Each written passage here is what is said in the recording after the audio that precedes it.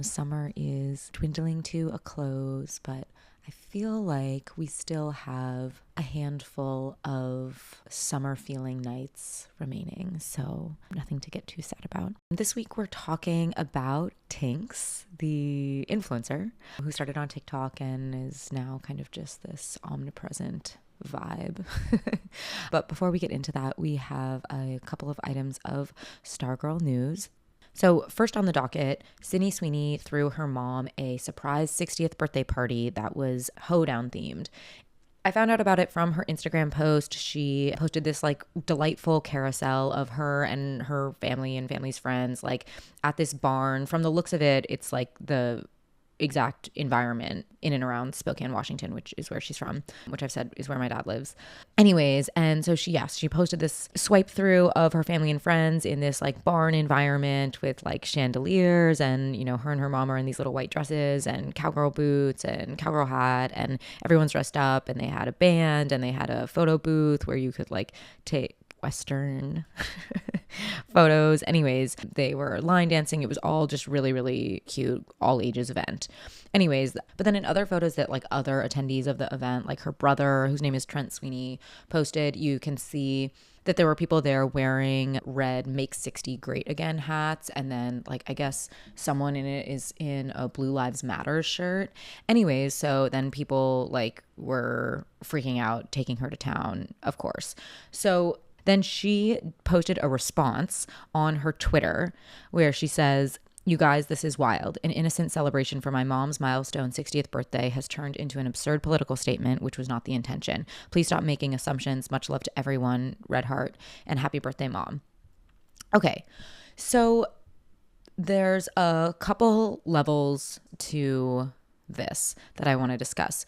First of all, I just want to acknowledge that for Sydney, this was really brave. This wasn't like a coming out moment for Sydney by design. She's just like actually posting her family. And I think that that is brave, particularly for a celebrity that, as we discussed in her episode, is as careful and private and like really being adamant about drawing this line between like public-private personas, that she even like let the public into like a glimpse of her like family world, obviously, because she is in the world of mainstream Hollywood. This is kind of not okay behavior. And so I just wanted to acknowledge like that it's new and brave of her as a persona to be offering this up. Okay, second of all, just the like main people being shocked by this reaction is like, okay, you guys, like let's like use our brain and put this together a little bit. Like she's from Spokane, Washington, and her family's from Idaho. Like it is certainly not the case today that that is like a fully conservative part of the country, but just like, I think, I don't know, it's come on, like just whatever. But then beyond that, I feel like it is still so crazy to me when people are acting shocked that anyone in their peripheral, even if it's not friends or families or whatever, just anyone who that they like consume and to a certain extent revere could possibly be conservative or come from conservative roots. It's just like so insane to me that people think that's like, that's still such a distant evil for people. Or I'm surprised by how frequently I'm like sitting in circles of like my friends and people will make comments like, well, like everyone I surround myself with is like-minded or something. And I just feel frustrated by that obliviousness, I guess. I don't know. And then I have to remind myself, like, there are still some people who have like never met anyone who has voted for Trump, right? Who, again, this is just this like distant, unknowable, like untouchable vibe. People for whom it would be like world altering to learn that they know people who like have any kind of conservative values or that have like voted for Trump or that come from conservative families or whatever. I don't know. And it's just like, I feel like there's this blanket categorization of any current displays of conservatism as just like reactionary and edge seeking, right? Like people have it in their minds that anything anyone does in this way is just like aesthetic based to signal something, either irony or like a provocation of some sort. And I just like think that that's really, I mean, it's frustrating and it's sad because I think, I don't know, it just kind of like betrays this much deeper, more depressing worldview that like people don't actually enjoy things and have beliefs and have values and then express them aesthetically in line with those values, I guess. I don't know. Maybe that all sounds way too deep and overly principled or something, but I just feel like that's a bad way to live your life, to assume that anything everyone does is just like, yeah, existing at this level for just like flair and an opportunity to like individuate or push boundaries or whatever, or just even dabble, you know? I just feel like this is actually kind of like ahead of all of this like obsession with Americana. And then it's like you're seeing like the real thing and it's like over the line in this like big way for you that you're not even like realizing you are drawn to in the first place, right? Like so many people liked that post and then unliked it once they like got like the further context or something. And I just, come on, people. I don't know. I guess like for the people who are like extremely threatened by the behavior displayed at this 60th birthday party for her mom, if that is like fully over the line for you, like, okay, that's fine. Like, I guess like the best case scenario for these people is just like, okay, she's just like the most generous read they could have of this is like, you know, she's just loving her family. Like I can, you know, I don't want people to be like ashamed of where they're from, or she should still be able to like celebrate her family who she loves, but like fingers crossed, like she doesn't also share these views. Okay. And then the worst case scenario for these people would be like that she does. And then it's just, I don't know. I'm surprised that people could be like so surprised by that or this is going to be like difficult. How do I now reconcile this actress who I love with this new information that I have? I don't know. I don't know what the kind of consequences of this will be for Sydney. I'm like interested to see. It kind of reminds me of when Addison, when she was on video like greeting Trump at a UFC match. And actually that's like a much more direct thing. And then everyone was like, oh my, you know, everyone's freaking out all over again. And it's like, again, just like, can we put two and two together? Like, I don't know. I think it just continues to shock me how sheltered so many people are. I guess maybe that's it. No, I'm interested to see how it plays out. I think this is a really good case study for us. And she did keep the post up. I guess that's also of note, is that she did not delete it. Her brother hasn't deleted, like, yeah. Okay, well, if there's one thing to say, Sydney Sweeney, Stargirl auditions booked. You know what, we had raised in that episode, like, well, you know, she isn't really controversial, so I don't know if she's like I don't know if she fits this working definition that we have, but controversy finds girls who stand out. Now I'm like, all right, rock on. Let's see it. Let's see how she does it. I predict she will handle it with poise and grace, and it will just leave everybody with more to think about. But yeah, she's powerful. That's all on that. Let's see, what else? Everything else that I have on the list is much more diffuse, but I'll go through it anyways. This happened weeks ago, but Michaela and I didn't bring it up, that Kim and Pete broke up, right? So honestly, not surprised. I had been counting down the days. I think I told you guys that I am not a Pete Davidson fan, don't understand the vibe. He is like a key person that I point to in, which I've talked about before, the crisis of leading males that I've talked about before, right? Just this energy of just like you could kick down the dude, right? Where it's like, I always say a man should be a column, a woman should be a vine in pictures, okay? And just like when we look at so many of these, it's like woman is column and man is just like sketchy little shadow / rat scurrying in the back. You know, it's just off. I think he's leaving. I don't know, the Pete Davidson thing, I've never gotten the charm. Seems way too dirty. Obviously seems like weak vibes to me, but he just gives me the vibe of like the chick in the friend group who everyone has slept with. Do you know what I mean? I'm always like, no, it's no BDE. He's just easy. It just gives very passed around vibes. So I think he'll continue to be passed around, and all I have to say about that. Okay. What else? Well, okay, you guys, Emrata is popping off on TikTok since the announcement of the divorce, which I think is like somewhere on the spectrum of natural to good. I think you have to support everyone's weird breakup spiral no matter what. It's just, you have to just comment hard eyes on everything, and it's just like, whoa, you know what I mean? Because they got to get it out of their system. So I don't really have any takes on her content, but I think since she is not so active on TikTok historically, worth looking into it, and funny what trends she selects to do. Okay, that's all that.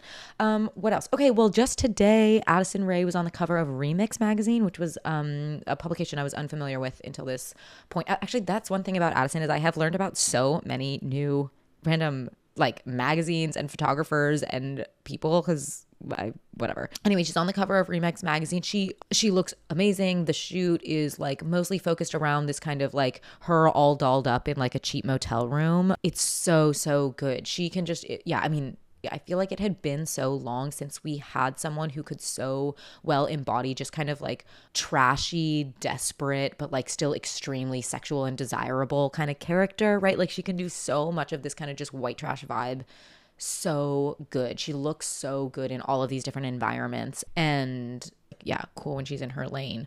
But then this shoot also just reminded me again of like Addison's extreme versatility and range. Like, first of all, on the cover, she looks like Eva Mendes. She looks so similar to her. So just like, yeah, amazing kind of transformation there. And then also I was just thinking about her range in terms of ages that she can portray. Like she can look like 16 when she's in like I don't know if you guys saw, there was some shoot where she was like out of a Big Five sporting goods and she's in like Daisy Dukes and a crop top and her hair is really long and there's like a fan going and she looks like a high schooler, right? And then on this end of the spectrum for this Remix magazine shoot, she looks like a 40-year-old, like, you know, kind of desperate woman who's like cheating on her like sad husband. You know, it's like just, it's amazing. So yeah, again, she's like not a good actress, but in terms of what she can embody in the photo shoots that she does, it's just like,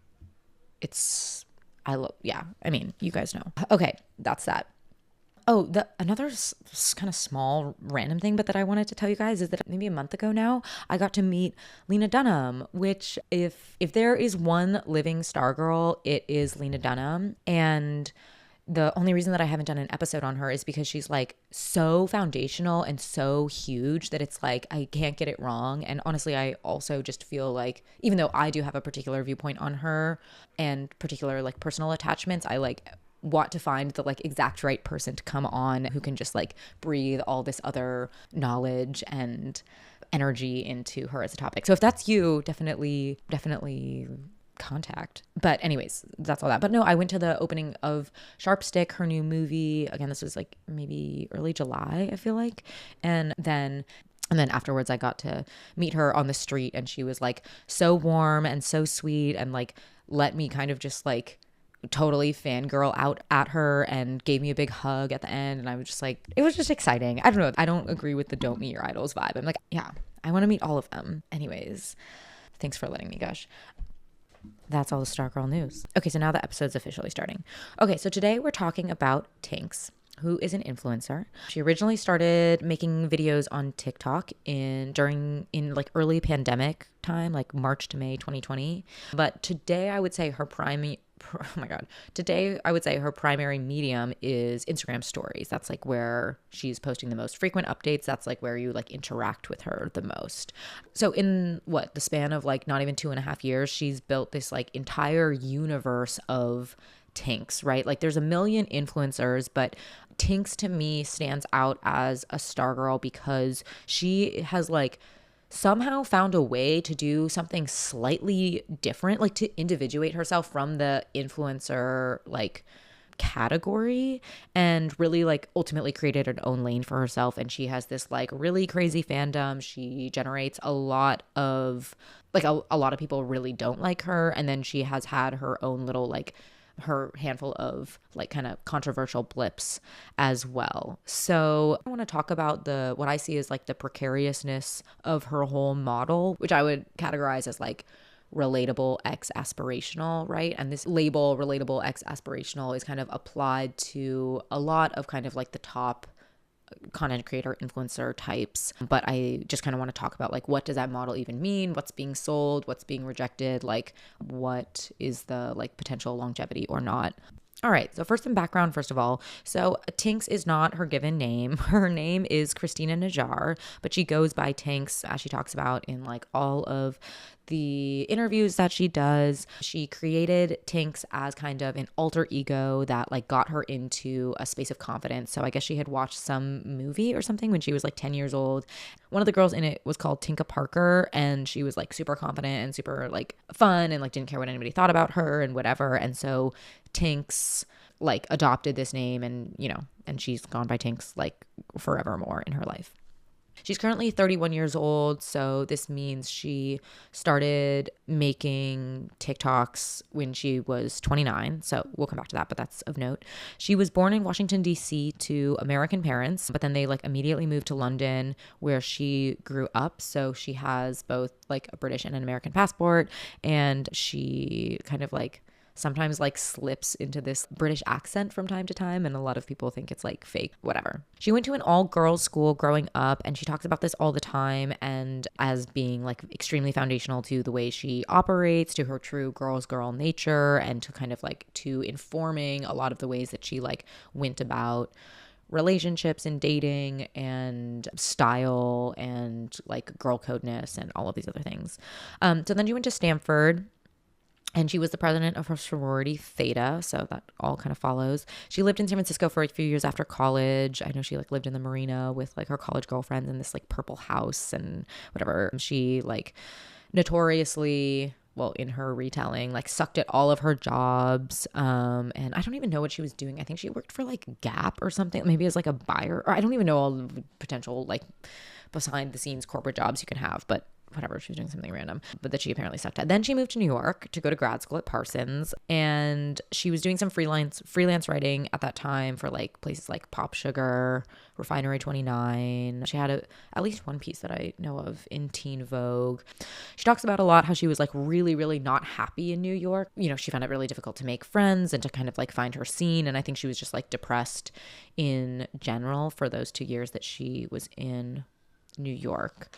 So then she moved to LA. I think she moved to LA in like 2019, but maybe even like very early 2020. She hadn't been there long is the point, when she got laid off at the beginning of the pandemic and started posting on TikTok. The vibe of those old videos is like her holed up in her house in sweats, like no job or romantic prospects, just very like, what the fuck am I doing with my life era. Started making videos, and she talks about how she had this feeling of like, from the first video she took, she felt like, this is what I'm meant to be doing. Like, this is my element. Like, this is my calling kind of thing. As a side note, I will say that she's like never bashful about her love of performing and her love of attention, just point blank. And I think that is kind of honestly like critical to her success, because she is like able to get over the like cringiness of knowing that you just like want to be on stage all the time and just like create a stage for herself, But then second of all, I think this is also like a reason that a lot of people don't like her, right? Because her kind of like her love of performing can so easily come off as, or maybe like legitimately slip into this kind of like extreme vanity. And so, a lot of people are just like, oh my God, she's so self-obsessed. She's such a narcissist, whatever, blah, blah, blah, blah, blah. Personally, I think being able to admit that you love to perform is so awesome. I think if that is true for you, that's something that you need to reckon with and ultimately find an outlet for, because it's way better that you just like create a stage for yourself than are constantly like being in your interpersonal relationships acting like you're on stage. So I just think I like commend her for that. Okay, wait, what was I even talking about before? I just started TikTok. Oh, well, I guess, okay. And then so I'll get into this, but Tinx has a bunch of like mantras basically that she just like repeats to herself all the time and like urges her followers to adopt. But one of them is, you're not too old and it's not too late. She's constantly referencing this mantra in relation to starting TikTok at 29. Right. And this was early 2020. So really a time when it was like embarrassing to not be Gen Z on TikTok.